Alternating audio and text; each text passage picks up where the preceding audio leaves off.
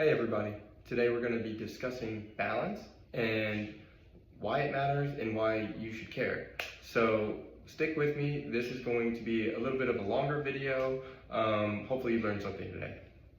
My name is Nicholas Ricca, I'm a physical therapist, I work here in Florida, and this is a topic that's near and dear to my heart. Why is that? Because I get a lot of patients that come in here that I need to help with balance. Some doing okay, but others not so much. And a lot of times they've come in here to physical therapy because one, they've already taken a fall, or two, they feel like in the past year or two, they feel like they've been shuffling their feet a little bit more, maybe feeling a little bit more unsteady. They notice that they're grabbing the counters as they walk or holding onto the walls. They're not sure if they should be using an assistive device yet, like a walker or a cane. A lot of these individuals are avoiding things in the community such as curbs or stairs because they do not want to risk falling. Falling leads to a lot of other injuries, including hip fractures, shoulder fractures, and one of the most prevalent causes of TBI, which is a traumatic brain injury.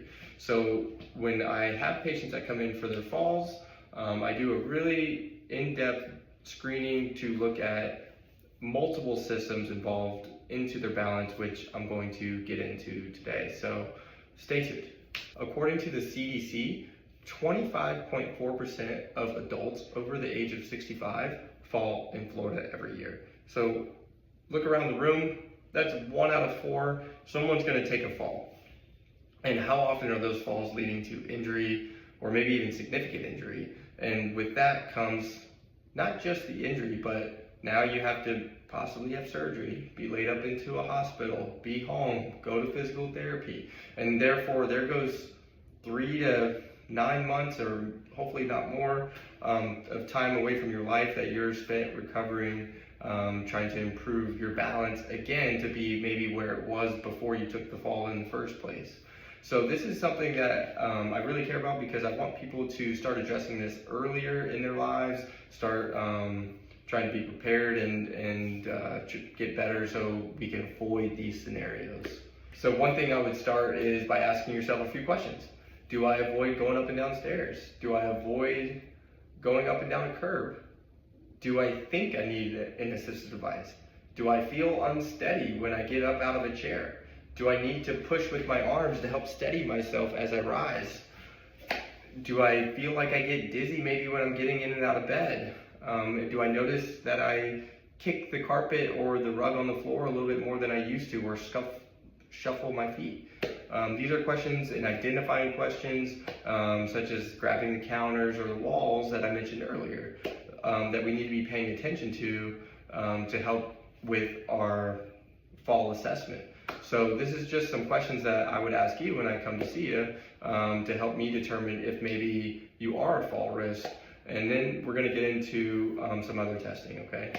A lot of people come in here and they think their balance always has to do with their inner ear. I've talked a few times about vestibular disorders, vertigo, dizziness related issues. Now some of these can definitely cause balance problems, but the nature of a balance problem that I'm talking about today isn't just because you're experiencing vertigo. Balance is multifactorial. I'm going to pull up a little chart here right now so you can take a look at this. So here we have multiple contributing factors that play into your balance. The first line is just meant to be a little funny. It's hard to see, obviously. It says vision. Okay, so vision is such a huge factor of your balance. Maybe you're not wearing your glasses, or maybe you need glasses in order to have appropriate depth perception, so you can see where you're going. Cognition plays a huge role. We get some patients that are starting to have a little Alzheimer's, or starting to feel like they... The next thing is balance. Obviously, our balance is going to be made up of our proprioceptive system, and that's our joint position sense, which we'll talk about in a little while, but I'm not going to go into too much detail right now. So therefore we have muscle weakness, Our vitals play a big role in our balance, because if you have low blood pressure, maybe you're feeling dizzy, that can contribute to balance issues. Your shoe wear, or are you using your ambulatory aid appropriately, or do you not have one? Environmental hazards such as those throw rugs, or those really thick mats in your kitchen, or carpeting that could be tripping you up is super important. Posture is also important here. Some people start to have some issues with their joints, back, knees, and they start to alter their posture a little bit to accommodate for that. And so maybe their center of mass is too far shifted forward or too far shifted backwards. Another thing maybe to look at and talk to your doctor about is your medications. Too many of similar style medications can contribute to maybe dizziness or blood pressure issues that can also be part of leading to balance issues. And overall, all these things can lead to a fall, and that's exactly what we don't want. Okay, so now we're going to talk a little bit about how our balance is perceived by our body. I'm going to bring up another diagram so you can take a look at this. This is our sensory motor integration. So a lot of the input that we get from our environment, whether it's through our eyes, looking around, our proprioceptive system, which is the position of our joints as we contact the ground, maybe it's our ankle, knees, or hips, and our vestibular system. So all these take in feedback, and then this feedback is given to our motor system to have a command, whether it's activate our glutes to stand up a little tighter, or activate our core to keep our balance a little bit better. So these are working together, not separately, to help keep you on your feet and keep you from falling. So what usually happens is when people feel like they may fall, feel unsteady, or maybe they've taken a fall, their confidence goes down dramatically, and this usually leads to fear of falling, avoidance, as we talked about earlier, or maybe you feel you can't handle like a long walk by yourself, or you don't feel confident doing some activities. So therefore, what do? We stop doing those activities. Here's a little graphic that I made that has a little roundabout spin wheel of how this keeps going and going and doesn't seem to have an end.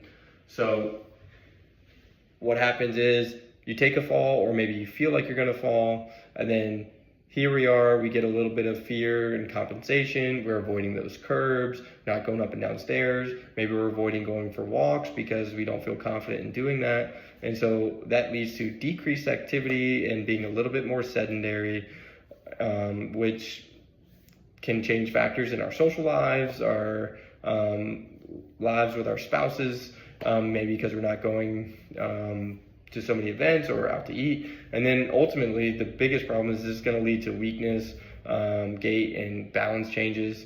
And then over time, this spin wheel just keeps going and going, and 2 years go by, maybe a third year or fourth year, and now you're not feeling confident at all. Now you're finally like, doctor, I need to do something about this, and they send you to physical therapy, and we have a big rope to climb back up on.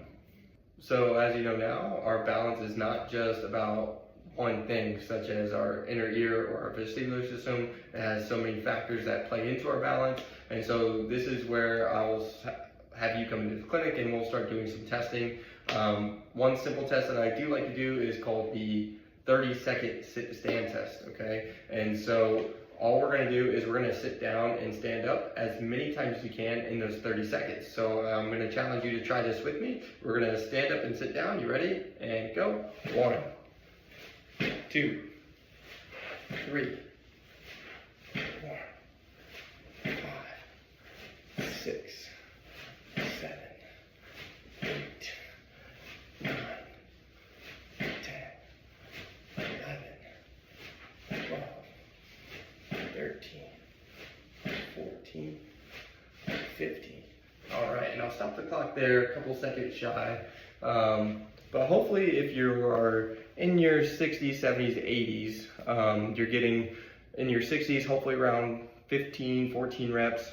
If you're in your 70s, hopefully you're getting around, maybe 12, 13 to 14 reps. And then if you're in your 80s, hopefully maybe you're getting around 10 to 12 reps. And hopefully these are unassisted. Now, it is a little bit different if you do need the assistance. Maybe you're actually going faster because you're pushing a lot with your arms. But this is going to be a test for your leg strength and how well you feel balanced standing up once you get there. Okay, so that's what I'm going to be looking for. Another test that we do is the single leg balance test, right? So what I'm going to have you do is just try to stand on one leg. Can you do this? Can you not do this? And how long can you do it for? Give me a lot of information about what your balance is looking like. So again, I challenge you to try that. What I would do is get right next to a counter and hold on with both hands, get one leg up in the air, and then you can slowly start to let go of the counter if you feel confident enough to keep your hands close by, and see how long you can hold that position for. Test each leg, see if there's a big difference, or see if you can get more than 10 seconds, which is what I would be looking for. Now, these are just 2 simple tests that I will do. There's about 4 or 5 other tests that I also incorporate when you come into the clinic to look at your balance, your endurance, your strength, and your mobility. But this is 2 tests you can try at home. See how you do, score it, and comment down below what you got. And feel free to subscribe for more content. I'm going to keep talking about balance. I'm going to keep showing you multiple tests.